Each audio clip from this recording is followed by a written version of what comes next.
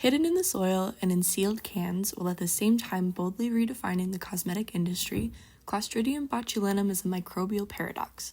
There are few other bacteria that at the same time invoke fear and fascination quite like this one. While its name is associated with a deadly foodborne illness, it also represents one of the most important substances at the intersection of aesthetics and medicine, Botox.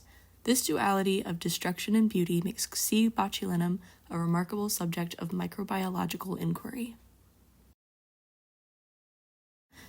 C. botulinum is a gram-positive, rod-shaped bacteria characterized by its hardy spore-forming structure. Its shape is typically straight or slightly curved rods with rounded ends. A defining anatomical feature is its ability to form endospores, which enables it to survive extreme environmental conditions, including heat, desiccation, and a lack of nutrients. When exposed to anaerobic environments and the right temperatures, these spores can germinate into vegetative cells that release botulinum neurotoxin, or BONT. This capability explains why improperly canned or vacuum-packed foods are at a heightened risk for botulism, and care must be taken to ensure proper processing of these products. C. botulinum is also an obligate anaerobe and is unable to survive in environments with oxygen. It derives energy through fermentation pathways, metabolizing amino acids and carbohydrates into organic acids, alcohols, and gases. Its production of botulism neurotoxin is typically associated with the transition from exponential growth to its stationary phase. Environmental stressors such as pH, temperature, and nutrient availability have a significant influence on toxic production. Ingestion of food contaminated with BONT-producing C. botulinum can lead to botulism, which is a rare but potentially fatal disease. The associated symptoms are muscle paralysis, respiratory failure, and cranial nerve impairment. Symptoms typically begin within 12 to 36 hours after exposure and progress rapidly without medical intervention, which means that it's critical for patients experiencing these symptoms to seek care right away. Infant botulism occurs when spores germinate in the immature gut of infants, leading to toxin production. Although it is less common, wound botulism occurs when spores contaminate open wounds. This form of botulism is especially a concern among intravenous drug users. Iatrogenic botulism is a newer concern and has emerged from improper administration of therapeutic or cosmetic BONT doses. Animal botulism is a form that's especially prevalent in cattle and waterfowl and is responsible for significant agricultural and ecological losses and is linked to anaerobic decomposition in stagnant environments. The environmental and pathological impact of C. botulinum is extensive and should not be underestimated. Once its spores are released, they can contaminate the soil as well as aquatic systems for decades, making remediation efforts extremely difficult. As a result, public health systems prioritize surveillance and response protocols due to the potential for large-scale outbreaks, especially in emergency or low-resource settings where food safety protocols might be compromised. Additionally, due to its potency, BONT is classified as a Category A bioterrorism agent by the CDC.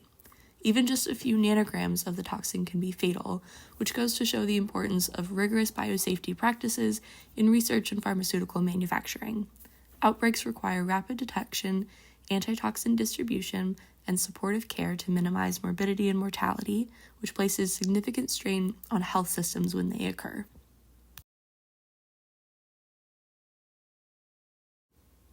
Despite being notoriously deadly, C. botulinum has been transformed into a powerful form of therapy through the purification and controlled application of BONT, which is marketed as Botox and Dysport. When injected in tiny, medically regulated doses, BONT inhibits the release of acetylcholine at neuromuscular junctions, which effectively paralyzes targeted muscles. It was initially developed to treat crossed eyes and eyelid spasms.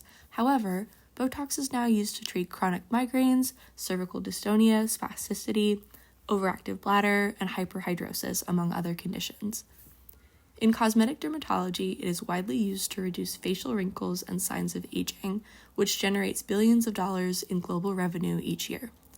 Furthermore, researchers continue to investigate new therapeutic applications of BONT, including its impact on depression, atrial fibrillation, and gastrointestinal disorders. Its high specificity and long-lasting effect at neuromuscular junctions makes it unique for its potential in targeted drug delivery and neuromodulation therapies. As we've discussed, C. botulinum is a microbe of paradoxes. It comes from an ancient phylogeny, and yet it is medically and culturally relevant. It has the potential to cause death and destruction, and yet its capacity to heal and improve lives has been proven and will continue to be explored. Its spore-forming anatomy, toxicity, and complex lineage reveal a microorganism that defies easy classification.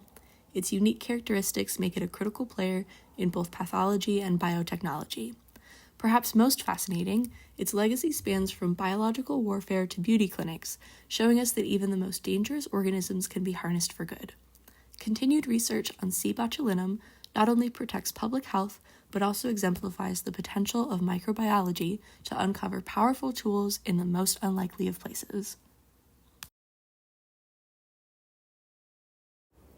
I wanted to include a picture of my art project as well. I used pasta to make a portrait of a C. botulinum cell. So you can see on the outside it has flagella, pili, and a gram-positive thick peptidoglycan cell wall. And then on the inside there's a cytoplasmic membrane, an endospore down at the bottom, the nucleoids, some ribosomes, some plasmids, and then some of the BONT toxin up at the top there. Thanks for listening.